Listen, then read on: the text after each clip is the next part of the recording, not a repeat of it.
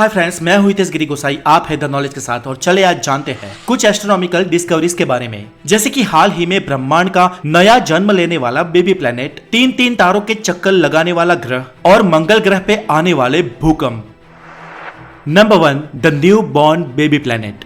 दोस्तों, हमारे सूर्यमंडल का जन्म करीब 4.5 अरब साल पहले हुआ था और जब यह सूर्यमंडल बन रहा था तब हमारे सूर्यमंडल में ही 8 नहीं 9 नहीं किंतु 100 से भी ज्यादा प्लैनेट्स, जी हाँ 100 से भी ज्यादा ग्रह मौजूद थे। लेकिन धीरे धीरे कई ग्रह आपस में कोलाइड हो गए तो कुछ ग्रहों को सूरज की ग्रेविटी खा गई और सूरज में समा गए और आज हमारे सौरमंडल में कुल 8 ग्रह है और उसके अलावा कुछ क्षुद्र ग्रह या लघु ग्रह भी है। लेकिन दोस्तों, हमने किसी ग्रह को रूबरू बनते हुए कभी नहीं देखा, पर इतिहास में पहली बार एस्ट्रोनॉमर्स ने पावरफुल टेलीस्कोप के द्वारा एक बेबी प्लेनेट की खोज की है। यह नया बेबी प्लेनेट अभी बन रहा है जो हमारी पृथ्वी से 520 प्रकाश वर्ष दूर है।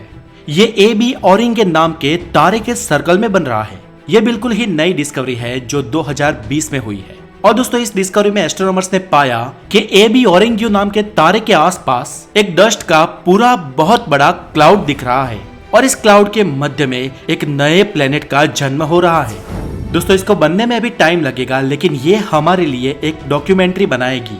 इस डिस्कवरी से हमें ये पता चलेगा कि प्लैनेट्स का जन्म कैसे होता है।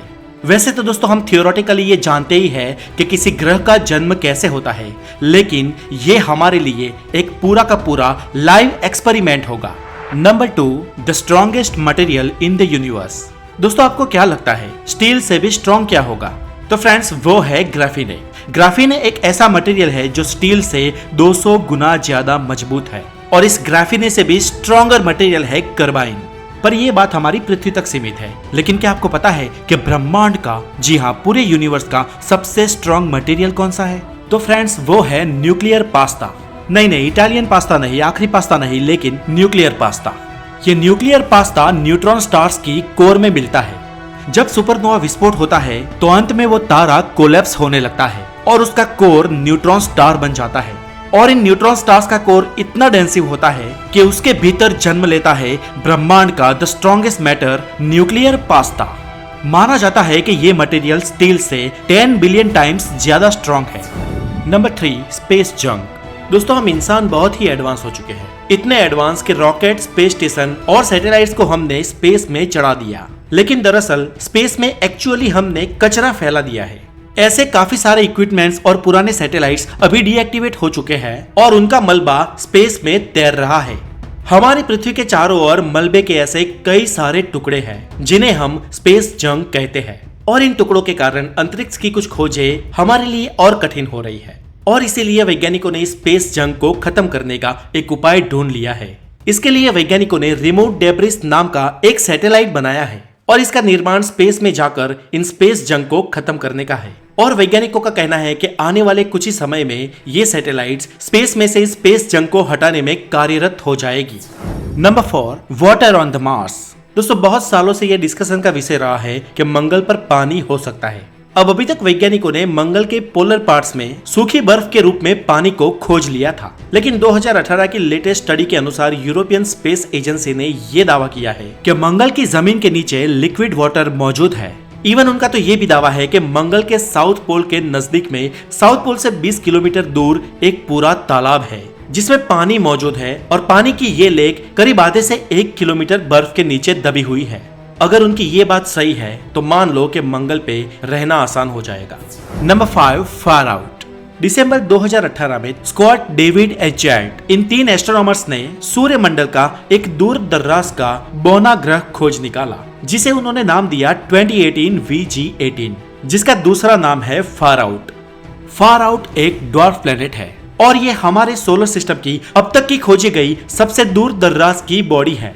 दोस्तों, ये ड्वार्फ प्लेनेट हमारे सूरज से 120 AU यानी कि 120 एस्ट्रोनॉमिकल यूनिट्स दूर है। यहाँ पर दोस्तों फिर से आपको याद दिला दूं कि एक एस्ट्रोनॉमिकल यूनिट यानी कि पृथ्वी और सूरज के बीच का अंतर और 120 एस्ट्रोनॉमिकल यूनिट्स यानी कि पृथ्वी और सूरज के बीच के अंतर का 120 गुना।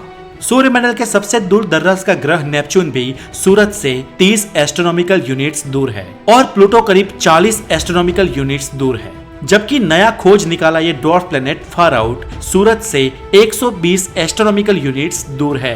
आप सोच सकते हो दोस्तों ये कितना दूर होगा। Number 6, the Mars quack. दोस्तों आपने अर्थ क्वैक के बारे में तो सुना ही होगा। अर्थ के सरफेस के भीतर की टेक्टोनिक प्लेट्स के मूवमेंट से अर्थ क्वैक होता है। लेकिन दोस्तों ये ग्राउंड क्वैक सिर्फ अर्थ पे ही नहीं लेकिन मार्स पे भी होता है, जिसे मार्स क्वैक कहा जाता है। नासा के रोवर ने मार्स पर मार्स क्वैक को रिकॉर्ड किया था और इससे हमें यह पता चला कि मार्स के अंदर भी अभी उथल पथल जारी है और वहां की अंदरूनी प्लेट्स भी टाइम बाय टाइम मूव करती है। नासा का ये इनसाइड लैंडर मार्स के अन्य क्रैक्स को भी रिकॉर्ड करेगा और इससे हमें ये जानने में आसानी होगी कि मार्स का अंदरूनी स्ट्रक्चर कैसा है।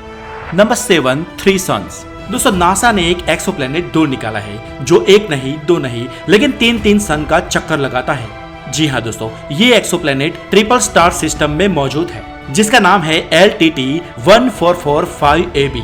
ये हमारी पृथ्वी से 22.5 लाइट ईयर दूर है।